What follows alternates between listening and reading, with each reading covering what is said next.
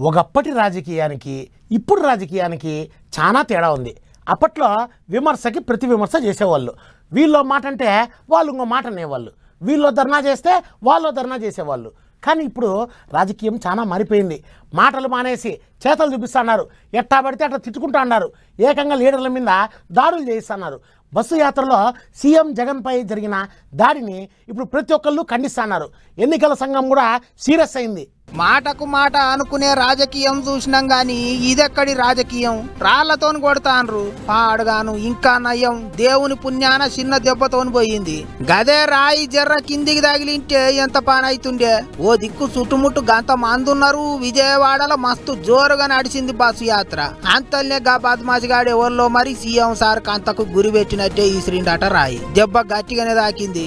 ఇప్పుడు గీ ముచ్చట మీదనే దేశం అంతా మాట్లాడుకుంటారు. ముఖ్యమంత్రి మీదనే దాడి చేస్తారా అన్నట్టు కోపానికి వస్తున్నారు అందరూ. ప్రధానమంత్రి మోదీ సార్ దగ్గర నుంచి పక్క రాష్ట్రం ముఖ్యమంత్రుల దాకా ప్రతి ఒక్కళ్ళు మంచి పద్ధతి కాదన్నట్టు గరమైనరు. ఇది ఇట్లుంటే సారు బస్సు యాత్రకు సిద్ధం మీటింగులకు వస్తున్న పబ్లిక్ ను పతారను చూసి కండ్లు మండి సైకిల్ పార్టీ వాళ్ళే దాడి చేయించిర్రు అన్నట్టు మాట్లాడుతుర్రు ఫ్యాన్ పార్టీ వాళ్ళు. జగన్మోహన్ రెడ్డిని రాళ్లతో కొట్టండి, దుర్మార్గుడు, సైకో, అతని మీద రాళ్లతో దాడి చేయండి అని చెప్పి నిన్న మధ్యాహ్నమే మరి చంద్రబాబు చెప్తే ఈ పచ్చ కుక్కలో ఈ తెలుగు తమ్ముళ్ళు కులాన్మాదంతో ముదిరిపోయినటువంటి పిచ్చి పరాకాష్ఠకెక్కినటువంటి కొంతమంది వ్యక్తులు చంద్రబాబు మాటలు విని జగన్మోహన్ రెడ్డి గారిని చంపడానికి అది ఒక రాయి ఇసిరితే వచ్చి అంత ఫోర్స్గా ఒకళ్ళకి తగిలి పక్కన ఉన్నటువంటి ఎల్లంపల్లికి తగిలి ఈయనకేమో నుదురు మీద చిట్లి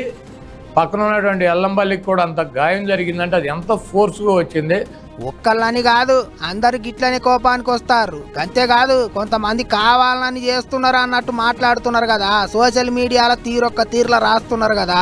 దాని మీద కూడా లీడర్లు గరమైనరు. జగన్మోహన్ రెడ్డి గారు తనంతర ఆడించుకునే డ్రామాగా హేళన చేయడం, అబ్యూజ్ చేయడం, కోడికత్తి 2.0 అనడం, అసలు వీళ్ళు రాక్షసుల అనే రకంగా, మనుషుల రాక్షసుల అనే రకంగా ప్రవర్తించడం హేయమైన విషయం.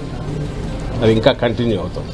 ఎన్నికల నేపథ్యం, ఎన్నికల కమిషన్ ఆధీనంలోనే అన్ని వ్యవహారాలు నడుస్తాయి. దీనికి ఇంకొక కోణంలో చూస్తే దాడి జరగడానికి కారణం ఏమై ఉంటుంది, ఎవరై ఉంటారని చూస్తే ఎందుకు కారణం ఏదంటే చంద్రబాబు నాయుడు గారు ఈ మధ్య చాలా రోజుల నుంచి ఈసారి ఆయన నిస్పృహలో, ఆ డెస్పరేషన్లో అబ్యూజివ్ లాంగ్వేజ్ వాడడము, రెచ్చగొట్టే రకంగా మాట్లాడడము, ఆయన పార్టీ కార్యకర్తలను, తెలుగుదేశం కార్యకర్తలు కానీ పబ్లిక్గా మాట్లాడే చోట కానీ ఇది ఇట్లుంటే రాయి ఈసిరిన టయానికి సీఎం సారు పక్క పొంటే ఉన్న ఎమ్మెల్యే వెల్లంపల్లి శ్రీనివాస్ కన్నుకు కూడా పెద్ద దెబ్బనే తగిలింది. డాక్టర్లు కట్టుగట్టిర్రు. ఇంకో దిక్కు రాష్ట్రం అంతా ఫ్యాన్ పార్టీ వాళ్ళు రోడ్డు ఎక్కిండ్రు. మంత్రులు, ఎమ్మెల్యేలు ఎక్కడోళ్ళు అక్కడ సీఎం సార్ మీదనే దాడి చేస్తారా అన్నట్టు తిట్టిపోసిండ్రు. రోడ్ల మీద కూకొని ధర్నాలు చేసిండ్రు. సైకిల్ పార్టీ వాళ్ళను పొరక సాపించిండ్రు. అటు ఎలక్షన్ల సంఘపోళ్ళు కూడా ఎవరు చేసిండ్రు, ఎట్ట చేసిండ్రో కనిపెట్టాలి అన్నట్టు ఆర్డర్లు వేసిండ్రట.